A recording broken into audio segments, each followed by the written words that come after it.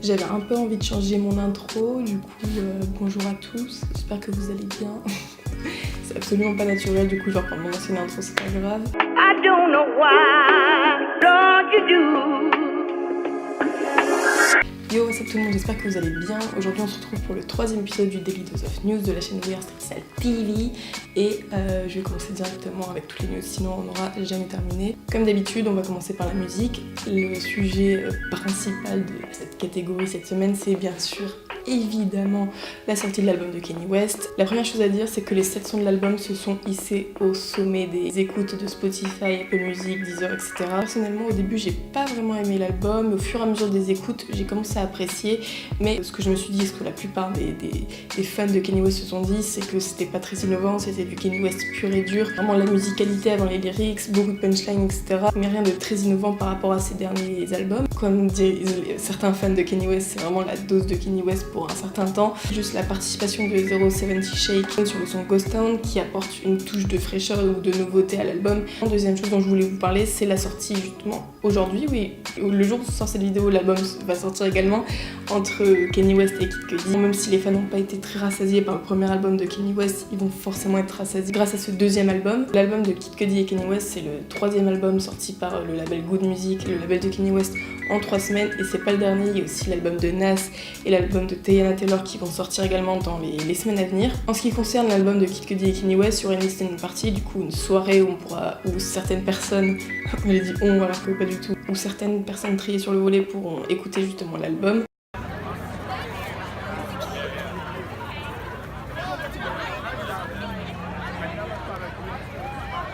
En avant-première. À part ça, on n'a vraiment aucune info à propos de l'album.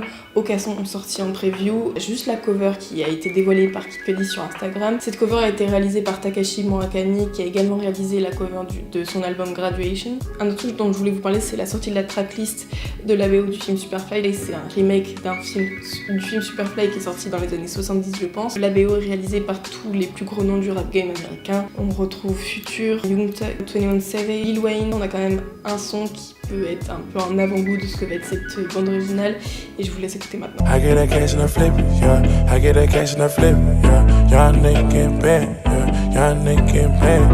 Cette semaine, j'ai décidé d'instaurer une sous-catégorie à la catégorie musique, c'est découverte d'un artiste. Le but de cette catégorie, c'est de présenter un artiste vraiment pas connu mais très prometteur. L'artiste dont je vais vous parler cette semaine, c'est Sirius Trema, qui est un artiste style un peu original, qui a une vibe assez planante et quand tu l'écoutes t'as vraiment l'impression d'être à LA. Et justement le son qui me l'a fait découvrir cet artiste c'est LA et je vous laisse écouter maintenant. Chibre inarrêtable, bedwork LM, jean rempli de sable, je t'entends délai. Maintenant on va parler de mode. Une news mode qui m'a plutôt marqué, c'est les premiers visuels de la collection N-Clothing avec Champion.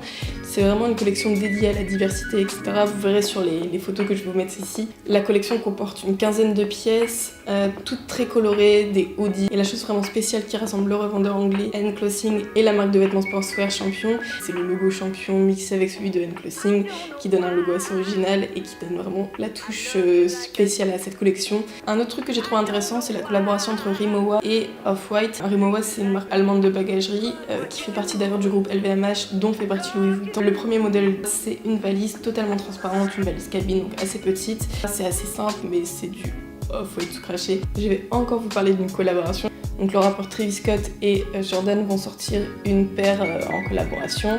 C'est une paire de Air Jordan 4 aux couleurs des Houston Oilers. C'est l'équipe de football américain de la ville de Houston. Dans les tons bleu clair, un petit peu rouge-gris. Cette semaine, je ne vais pas trop vous parler de sport ni de choses à voir, mais vraiment de 2 vidéos YouTube qui m'ont marqué.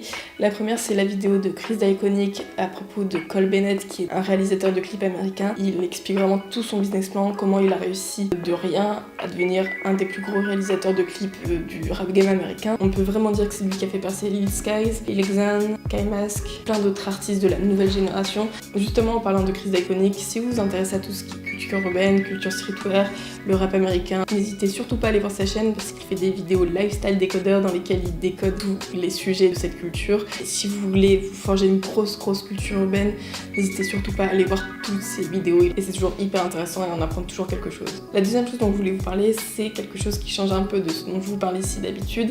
C'est une vidéo de McFly et Carlito avec Gad Elmaleh. Le gars a quand même un numéro, inconnu, rien. Je veux que tu l'appelles, mec. Allô? Je veux que tu l'appelles. Allô?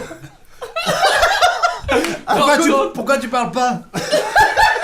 Franchement, je rigole pas souvent devant des vidéos, mais celle-là, j'ai vraiment rigolé, du coup, je vous conseille vraiment d'aller la regarder. On arrive presque à la fin de cette vidéo, mais juste avant tout, je vais vous présenter, comme d'habitude, 4 Instagram qui m'ont marqué, 4 Instagram intéressants et inspirants surtout. Le premier, c'est celui d'Angelica, une jeune parisienne qui commence à pas mal monter sur Instagram, qui fait pas mal de collabs. Ses photos sont super jolies, elle est elle-même très jolie. Vous aurez l'occasion de la voir en vidéo également, puisqu'elle fait partie du lookbook numéro 2 qui va sortir ce dimanche-là, donc dans 2 jours. La deuxième fille dont je voulais vous parler justement fait également partie du lookbook qui va sortir dans 2 jours. C'est Chloé FCS et c'est une réunionnaise indienne, elle est très jolie, qui a commencé d'ailleurs les vidéos sur YouTube il y a 1 mois il me semble, et qui a pas mal monté, je crois elle a 6000 abonnés maintenant. En ce qui concerne les garçons, je voulais vous parler de Jet Nkembe, je pense que ça se prononce comme ça. Il sera également dans la vidéo lookbook qui va sortir dans 2 jours. En fait je vous les présente maintenant pour que vous ayez un peu un aperçu de ce qu'il va y avoir dans le lookbook. Jet a un style assez minimaliste, assez sobre, très streetwear, simple, etc. On voit qu'il y a un flow, qu'il y a une recherche et que c'est pas juste des vêtements qu'il a pris au hasard.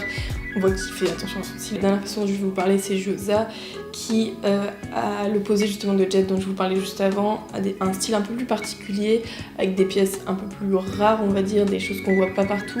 Mais c'est également très inspirant de voir des tenues qu'on voit pas tous les jours dans la rue. La vidéo d'aujourd'hui est terminée, j'espère que ça vous a encore une fois plu.